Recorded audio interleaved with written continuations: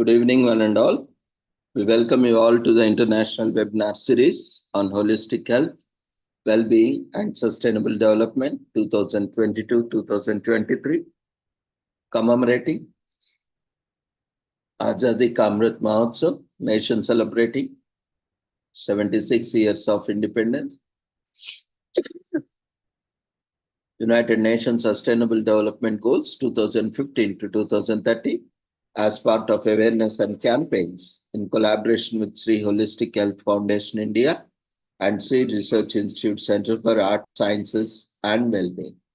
Before we start our sessions, let's take the blessings of Almighty.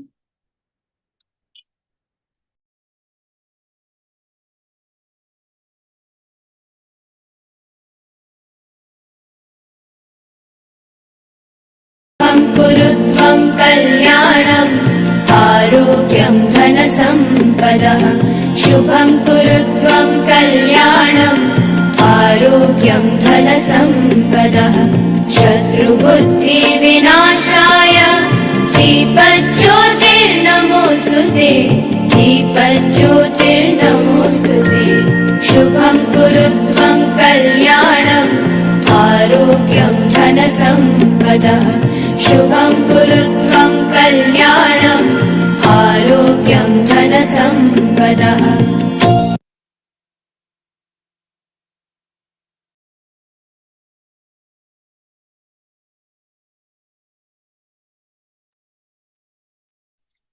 With the blessings of Almighty, we shall continue with today's commemorations. Today, we are commemorating International Universal Health Coverage Day.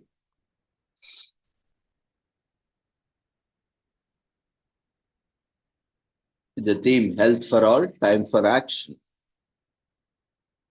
It's time to get progress towards health for all back on track. The United Nations High-Level Meeting on Universal Health Coverage held on 21st September 2023 reaffirmed that healthy people are the foundation of healthy societies and economies, and the UHC is central to achieving all of the Sustainable Development Goals. And yet, half of the world's population does not have access to essential health services. An estimated 2 billion people face financial hardship due to out-of-pocket health expenses, including 344 million people living in extreme poverty since the launch of the SDGs in 2015. Even before the COVID-19 pandemic, the expansion of health service coverage had stalled and financial protection has deteriorated. The pandemic has set countries further back in their journey towards universal health coverage. It also showed why UHC is so important. It's time for action, more proactive. The goal of universal health coverage, in short known as UHC, has become even more urgent with COVID-19, which has increased inequalities and financial hardship. UHC and health security are two intertwined goals to protect everyone, everywhere, that we achieve through the same health system in crisis and calm. UHC means that everyone, everywhere should have access to health services they need without risk of financial hardship. It is embedded in the Sustainable Development Goals, SDG Target 3.8, and includes the full range of essential health services spanning health promotion, prevention, and treatment. The three dimensions of UHC are population coverage, who receives services linked to equity, service coverage, what health services are available, and financial protection, ensuring health services do not lead to financial hardship. UHC is based on the principles of equity, non-discrimination, and the right to health, ensuring that also the most marginalized populations are reached and covered and no one is left behind.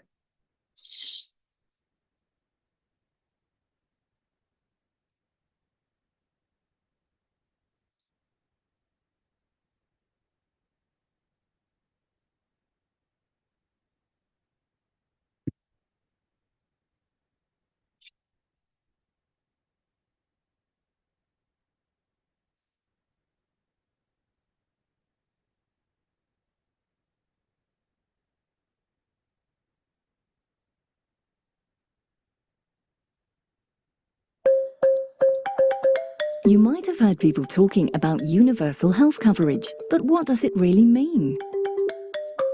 Think about it this way. What do you need to get, be, and stay healthy? Can you get help from a well-trained health worker? Can you get treatment that helps you get better and is safe? Can you get the medicines and other health products you need? Who will pay for it? Are there policies in place to ensure the services you need are available to you, your family, and your community next time and every time? And does your government have accurate information about the whole system so they can make the right decisions to keep everything working the way it should? Good health needs people, services, products, finances, policies, and information. And it needs all of them to work together, even in times of crisis. And good health systems don't just treat sick people. They help to promote healthy living and prevent people from falling ill in the first place. The World Health Organization is working around the world so that all people and communities receive the quality services they need and are protected from health threats without suffering from financial hardship. That's what we call universal health coverage. So, here's to health, for you and for everyone.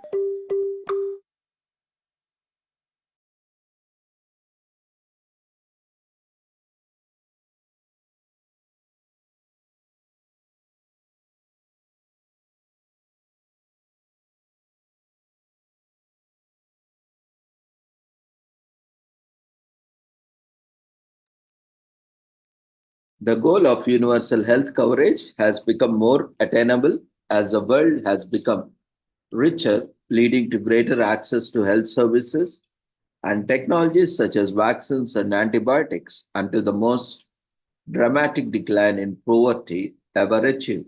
To ensure that every person benefits from the human right to health, political leaders have to make right choices. The rational, economic, financial, and social choice of universal health coverage. The World Health Organization is one of the many members of the UN family engaged in health related matters, which includes, among others, the Joint National United Nations Program on HIV/AIDS, UN AIDS, the United Nations Population Fund, UNFPA, in support of reproductive, adolescent, and maternal health, and health related activities of the United Nations Children Fund, UNICEF.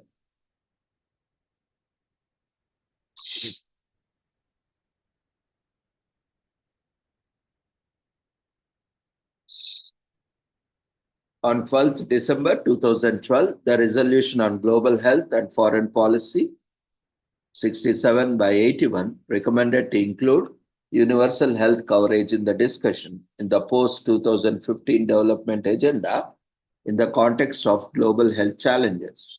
Member states recognize the importance of universal health coverage in national health systems, especially through primary health care and social protection mechanism to provide access to health services for all, in particular for the poorest segments of the population. On 25th September 2015, the resolution on transforming our world, the 2030 Agenda for Sustainable Development, Resolution 70 by 1, adopted the target of universal health coverage by 2030, including financial risk protection, access to quality essential healthcare services, and access to safe, effective, quality, and affordable essential medicines and vaccinations for all. On 12 December 2017, the UN passed a resolution on global health and foreign policy addressing the health of the most vulnerable for an inclusive society. In this resolution, it was decided to hold a UN high-level meeting during 2019 UN General Assembly, UNGA, on universal health coverage. The approved modality resolution decided that over theme of HLM, will be universal coverage, moving together to build a healthier world. On 23rd September 2019, the UN high-level meeting on universal health coverage was a significant achievement for member states who reaffirmed their high-level political commitment to UHC and endorsed the most comprehensive declaration on global health to date. Through the adoption of the political declaration of the high-level meeting on universal health coverage, 74 by 2, member states recognize health as a precondition for an outcome and indicator of the social, economic, and environmental dimensions of sustainable development and the implementation of 2030 Agenda for Sustainable Development and strongly recommit to the achievement of universal health coverage by 2030 with a view to scale up the global effort to build a healthier world for all. In operative paragraph 78, the political declaration commits member states to increase global awareness, international solidarity, international cooperation, and action towards the achievement of universal health coverage by promoting national, regional, and global collaborative frameworks and forums, including through the commemoration of International Universal Health Coverage Day on 12 December of every year. The UN system, development partners, and other relevant initiatives such as International Health Partnership for UN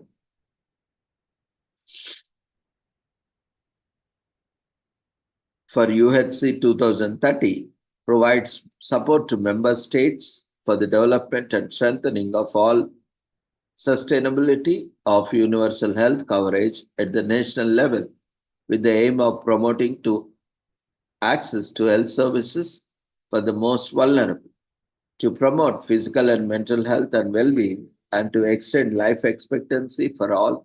We must achieve universal health coverage and access to quality health care. We must leave no one behind.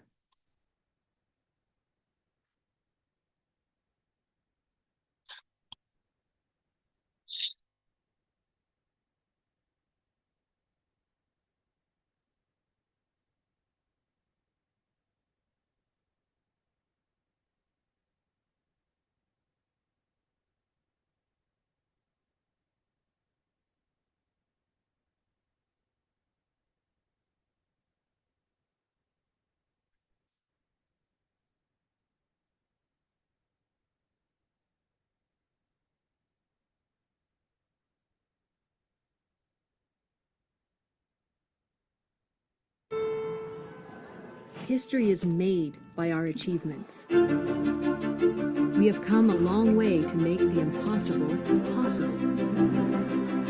When we come together, lives are changed. Our next historic achievement is right in front of us. Health for all humankind. What if everyone had access to the health services they need and were not pushed into poverty paying for it? Together, we can make health for all happen in our lifetime. It's time to make history again.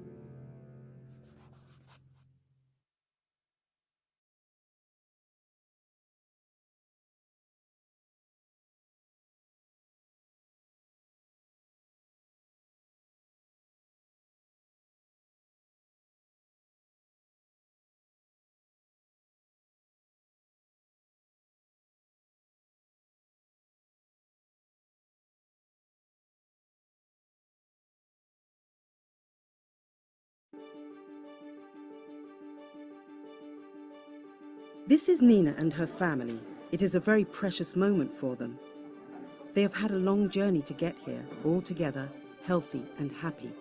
When she was pregnant, Nina's mother had a difficult and complicated pregnancy, but Nina's father was able to rush her to the clinic just in time, when she had dangerously high blood pressure. Nina's older brother was diagnosed as HIV positive. Her grandfather had a stroke last year, and Nina's grandmother is finally being treated for tuberculosis after months of painful coughing. Like many other families, Nina's family also has had to deal with a lot of illness. They are very fortunate, though. There is a health clinic a short distance from where they live, and they can access skilled healthcare providers and services that they can afford. In the country where Nina lives, people voted for country leaders who are committed to achieving universal health coverage by 2030. Through a progressive system, wealthier people contribute more money, and the government is able to provide an essential, affordable package of health services to all people, leaving no one behind, regardless of income, health condition, background, or where they live. So what looks like a simple meal is really a very special occasion for Nina's family. They had a long road to recovery, but never had to choose between getting healthy and putting healthy food on the table. And this sets them apart from many people around the world who can't afford or don't have access to essential, quality health services. Every family, everyone deserves universal health coverage. Let's work together towards good health and well-being for all.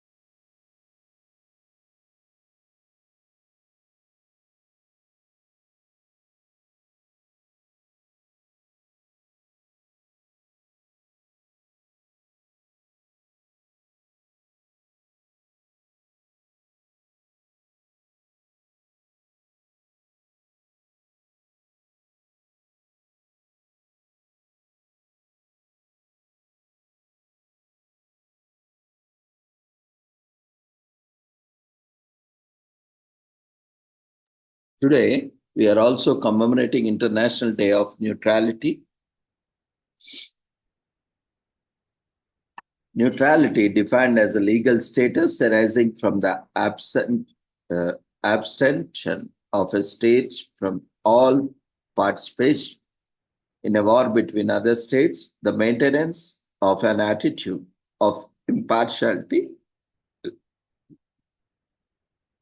towards the belligerents and the recognition by the belligerents of this absent abstention and impartiality is critically important for the United Nations to gain and maintain the confidence and cooperation of all in order to operate independently and effectively, especially in situations that are politically charged. As Article 2 of the UN Charter obligates member states to settle their international disputes by peaceful means and to refrain from the threat or use of force in their relations, the General Assembly reaffirmed those obligations in the Resolution 71 by 275. The resolution also underlined that some states' national policies of neutrality can contribute to the strengthening of the international peace and security and play an important role in developing mutually beneficial relations among the countries of the world. Recognizing that such national policies of neutrality are aimed at promoting the use of preventive diplomacy, which is a core function of the United Nations and occupies a central place among the functions of the Secretary General. The General Assembly decided to declare 12th December as an International Day of Neutrality and called for marking the day by holding events aimed at enhancing public awareness of the value of neutrality in international relations.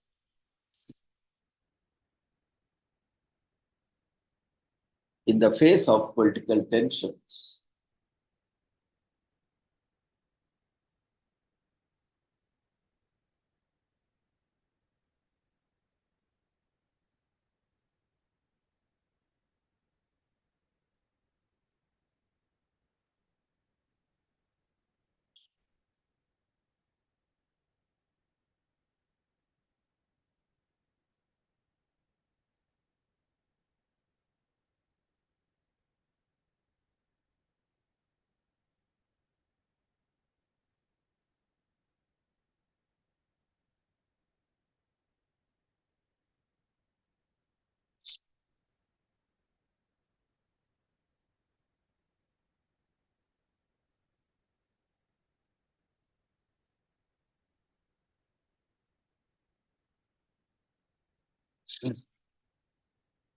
so in the face of the political tension and escalating crisis, it is of great importance to uphold the principles of sovereignty and sovereign equality of states, territorial integrity, self-determination, and non-intervention in international affairs of any state to defend, promote, encourage, and settlement of international disputes by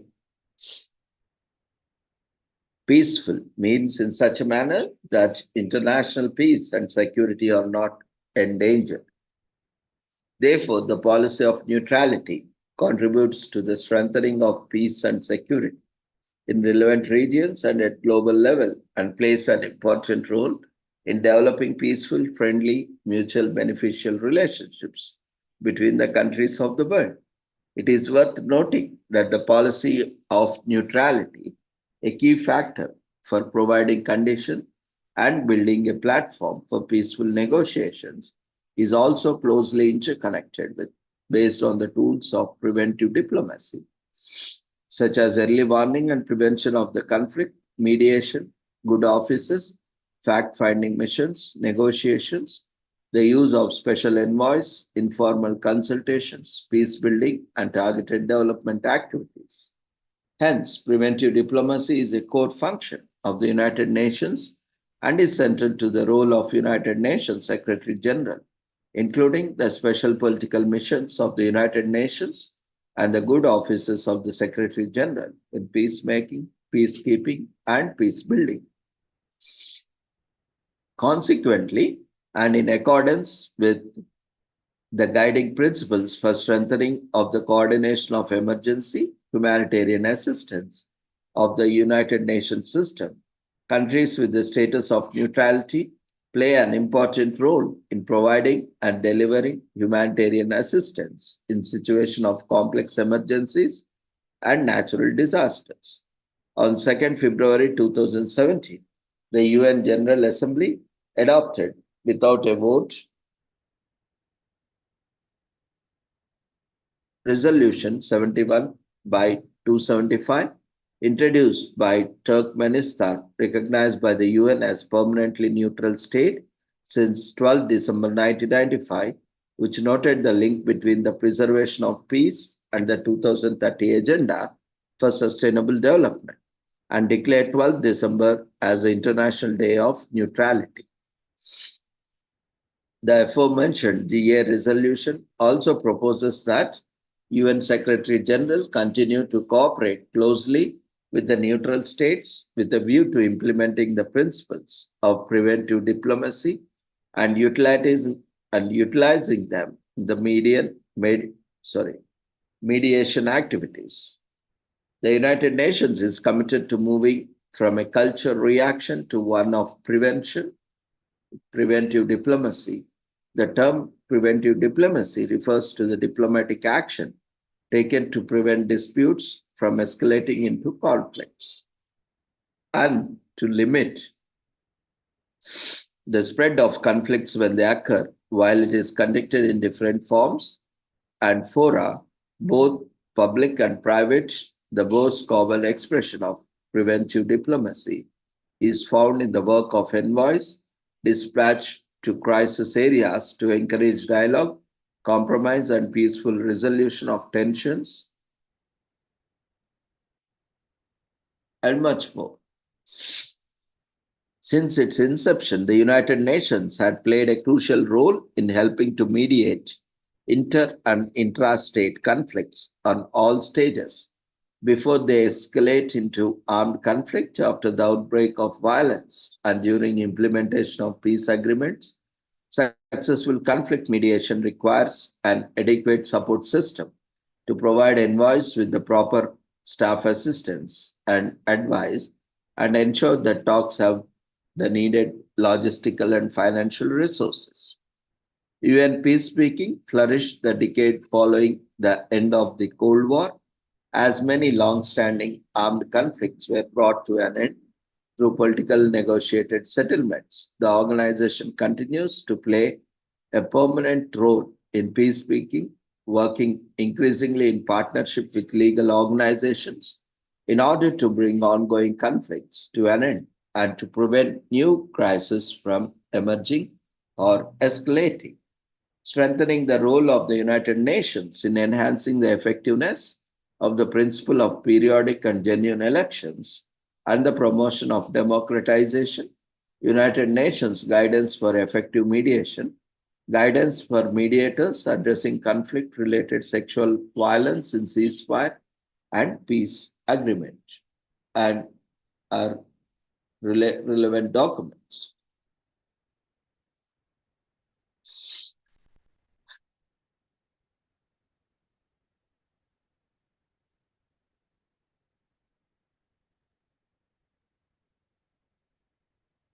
Apart from this, today we are also commemorating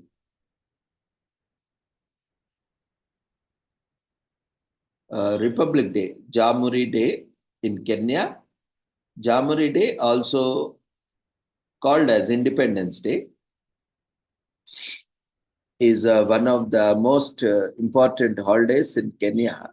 Jamhuri Day is observed on December 12th every year, and December 13th is also a day for most business. The day marks the date in 1964 when the country was formally admitted into the Commonwealth as a republic. Jamhuri is the Swahili word for republic.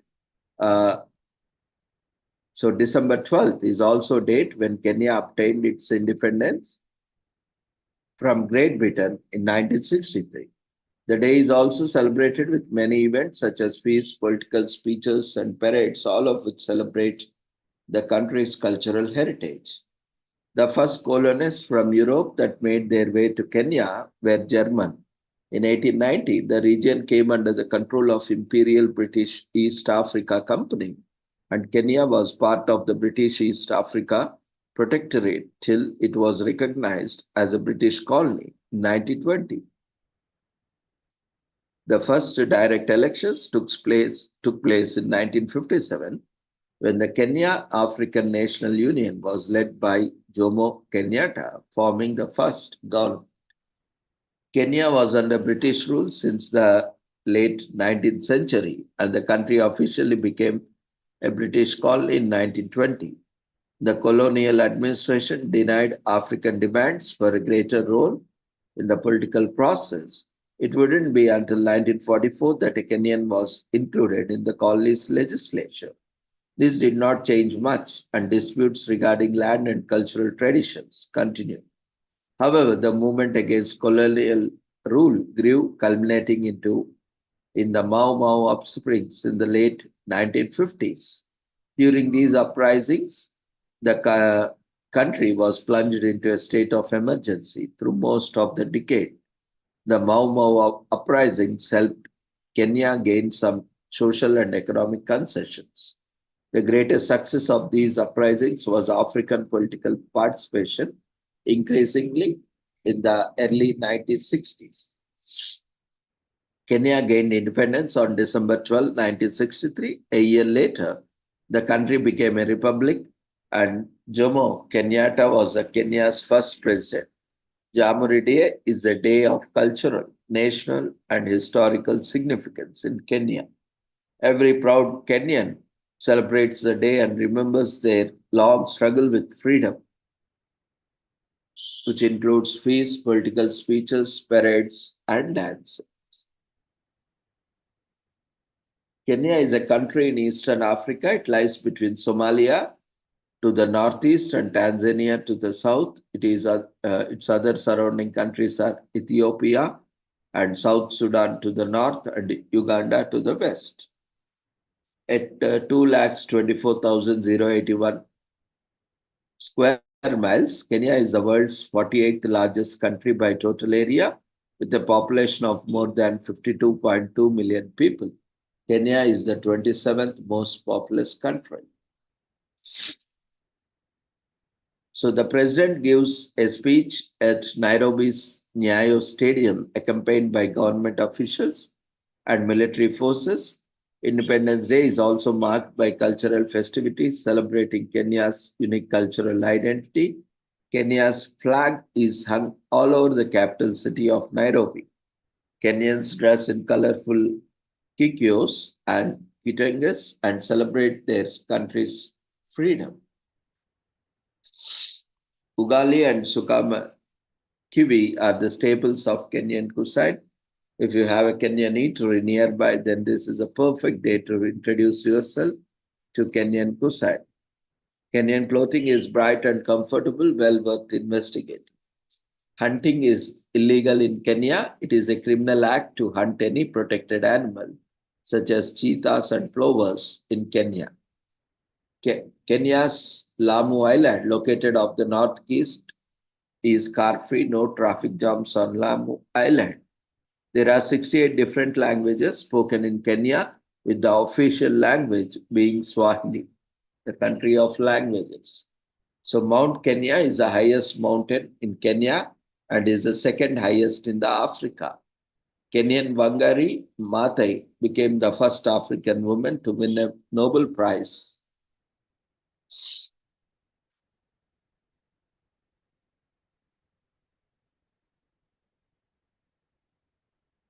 Today is also commemorated as National Ambrosia Day in US. This day celebrates a Greek mythological food, ambrosia, also known as food of the gods. The Greeks believed that anyone who consumed ambrosia would become immortal. Today, ambrosia is usually served as a dessert or a side dish. Ambrosia is a creamy fruit salad that can be made with any fruits of your choice. While ambrosia rarely features on anyone's regular diet, it is enjoyed on special occasions and thankfully it's healthy too.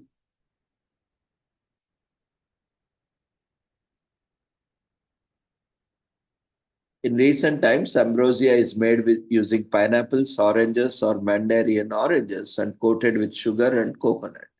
Some even add marshmallows and jelly beans to pack a punch.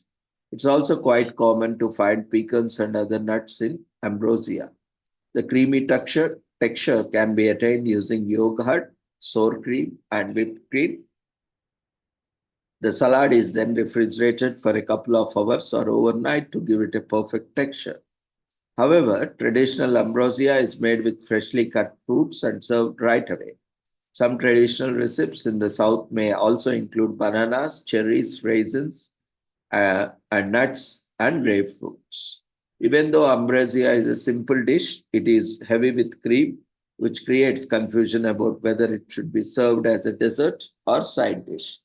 It is packed with vitamin C and recipe can be adapted to suit any taste. Today is also commemorated as Constitution Day in Thailand.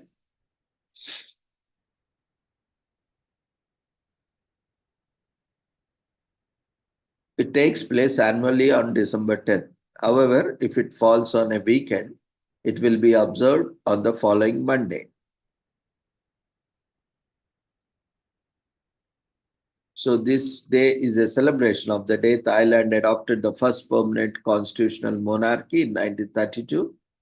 All government offices, schools, banks, and commercial establishments are closed, and Thai people hold parades, fireworks, and festivities to thank the monarchy for limiting its power.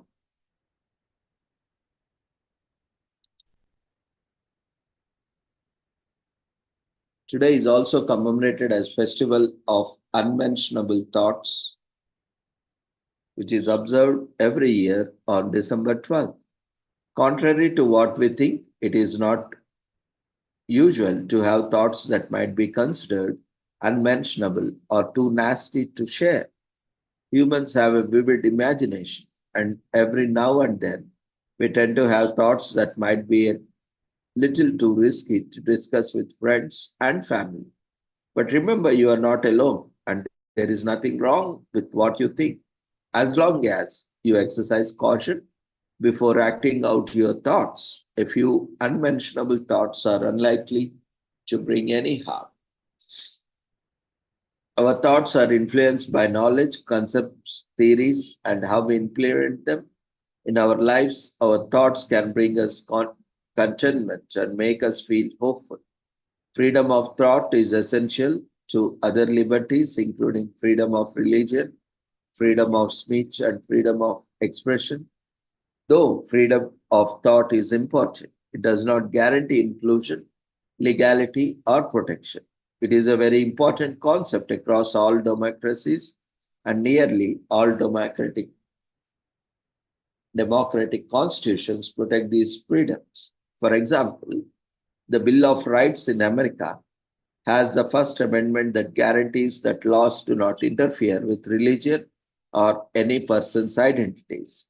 Such ideas are also a vital part of the international human rights law in the Universal Declaration of Human Rights, UDHR, which is legally binding on the member states of the International Covenant on Civil and Political Rights, where freedom of thought is an important article.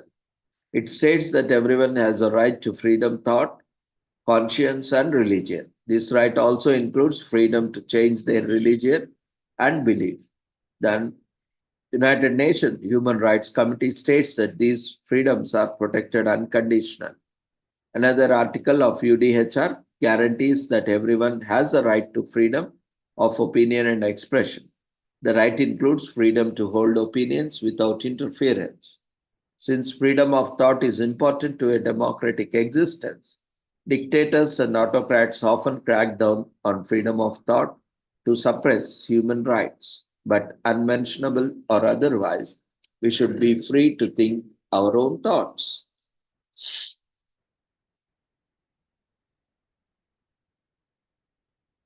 60% of the human brain is made of fat. These fatty acids are crucial for the brain's performance.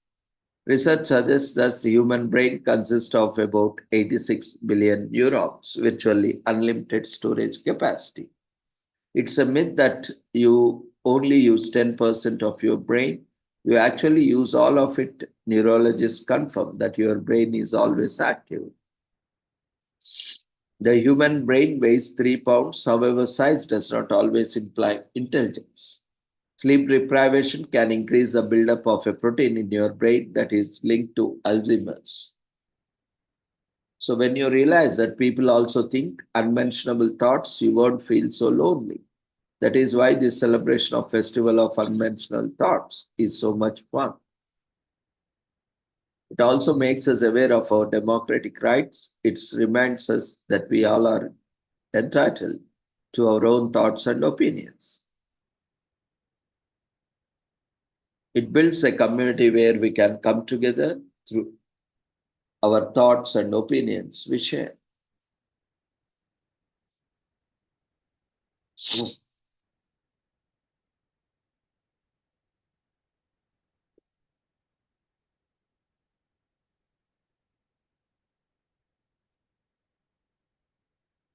Today is also commemorated as Gingerbread Decorating Day. Baking of gingerbread is one of the oldest traditions. Gingerbread is a broad range of baked goods flavored with ginger, cloves, nutmeg, and cinnamon. It is sweetened with sugar, honey, or molasses. Gingerbread ranges from a soft, moist loaf cake to a crisp or dense ginger biscuit, depending on your favorite.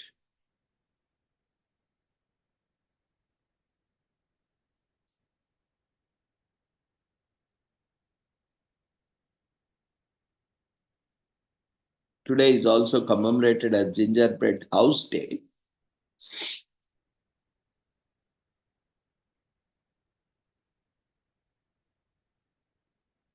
So your cookie building or baked house falls apart as soon as you get the third ball glued on the icing. And we can all agree the best part of the building a gingerbread house is eating the sweet treat when we are done.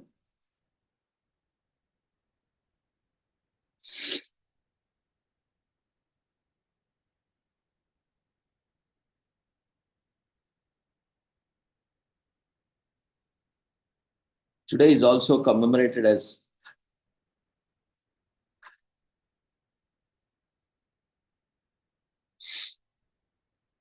Green Monday, generally, yesterday.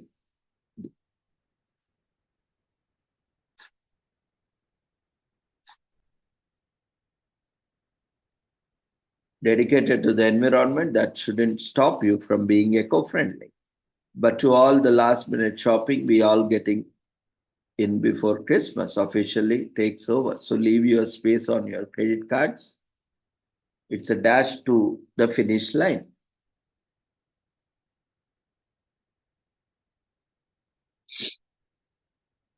"12 years old, this day, Green Monday, was coined by eBay in 2007 to describe the biggest online sales day in December. It is called Green Monday because second Monday of December tends to be the busiest sales day of the month. Due to looming holiday shopping deadlines. It also specifically the last Monday with at least 10 days prior to Christmas, which is important. If your gift you bought needs at least 10 business days to arrive. So stores tend to offer some great deals on Green Monday with prices that can go head to head with Cyber Monday and Black Friday. The green in Green Monday refers to money, which shoppers are more willing to spend with less than 2 weeks remaining. Green Monday comes with a sense of urgency, which translates into online sales as people rush to complete their holiday shopping list. The day has never been as promoted as organized as Black Friday or Cyber Monday, but plenty of retailers have gotten in on the holiday dash action by offering can't miss deals.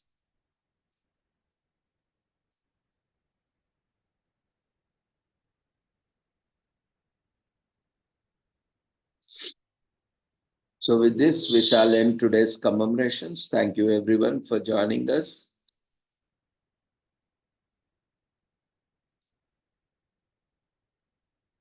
On this wonderful day.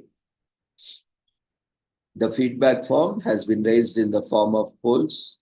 We request everyone to quickly fill the feedback form before you leave the platform. Thank you everyone for joining us. See you all tomorrow with the same link at the same time, 6 o'clock, with different commemorations. All the certificates will be issued at the end of the series. So no need to worry about the certificates. You can download from the website as and when they are available. Continue attending daily so that you can receive certificates for each day at the end of series. So thank you everyone. Take care. Good night.